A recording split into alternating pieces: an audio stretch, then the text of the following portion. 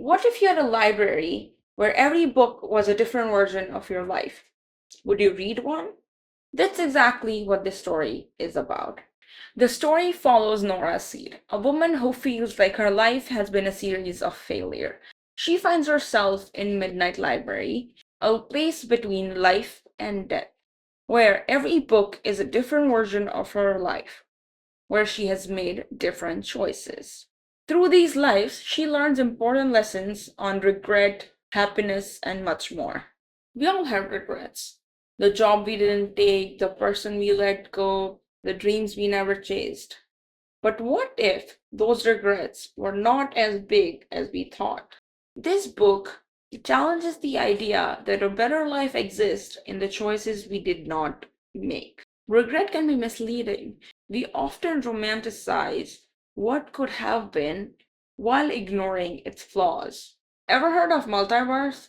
Science suggests that for every choice that we make, infinite versions of reality exist. The Midnight Library plays with this idea. What if we could step into those realities? Would we find the perfect life? While I thoroughly enjoyed Nora exploring different lives, the repetitive structure made it a bit predictable. I could tell how each and every life would unfold over time. This ties into my thoughts on the ending, which, while meaningful, felt a bit expected. I was hoping for a twist or a big unexpected turn to keep the journey a bit more surprising. I was hoping that Matt Haig would have dived deeper into mental health because it felt very surface level and it is not that simple. It has a lot of layers that could have been unfolded. All in all, the book reminded me of this one quote that I had read somewhere. Everything sucks some of the time. The question is, what struggle are you willing to endure? It aligns perfectly with the book's message that every path in life will come with its own set of struggles, but you have to choose one that seems worth it to us. This book teaches us a great lesson that life is worth living, even with its imperfections. And to be honest, it felt like this was a blessing for me because it came at the right time where I had been wondering about a lot of things and it gave me a new, fresh perspective on life. And if you're someone who has been self-doubting or has been wondering about what ifs and are just looking for new perspective on life, if you like light-hearted life lessony books, this is a book for you. Please give it a try and let me know how you like it. What life would you explore in Midnight Library if you had the chance? Let me know in the comments and don't forget to like and subscribe if you enjoyed. Thanks for watching. Okay, I'm done. Okay, so I tried recording some of the clips so when I was reading the book so I could actually capture the feelings and the thoughts I had on the book. And here you go. Read first 60 pages of this book. I'm kind of invested. I really like how the story is going. And it feels like the right kind of book that I really needed at this time. And so far, so good. Yeah, I'm pretty excited to read more and just see where this journey of this book takes me. Yeah.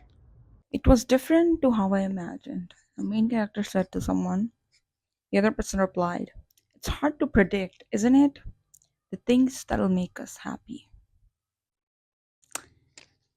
Mm-mm, mm-mm. This is what I mean when I say this is the right kind of book for me right now, at least. Recently, I've noticed I've started to like compare my life to other things, other people. Recently, I've realized I've started to compare my life to other people at different stages in their own lives.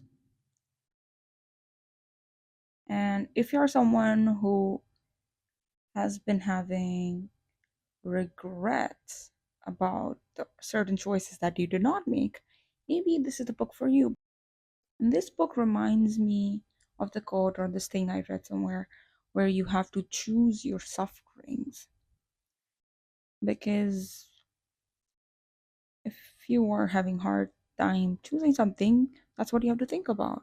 There are going to be sufferings and good things in all of the choices. You just have to pick that kind of suffering that you will enjoy more. I am on page 150. There is a guy now here, and it makes me believe that maybe it's gonna turn into a love story and maybe it'll have a bad ending. I don't know. It's just, oh my god, crazy.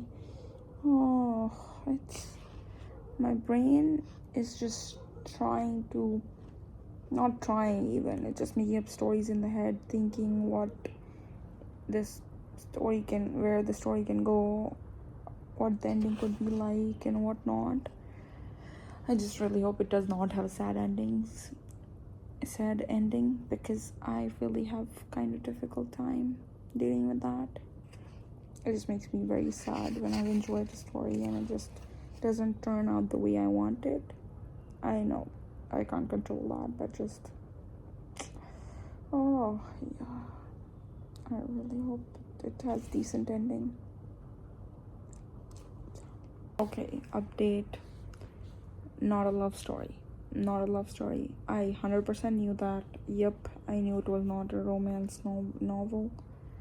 Just romantic, and me thought that maybe somehow that's the plot twist, but not really. And now that I talk about it, I feel like it was stupid, but that's okay. But it's, yeah, that's funny. Something that Nora said. I think it is easy to imagine there are easier paths. But maybe there are no easy paths. There are just paths.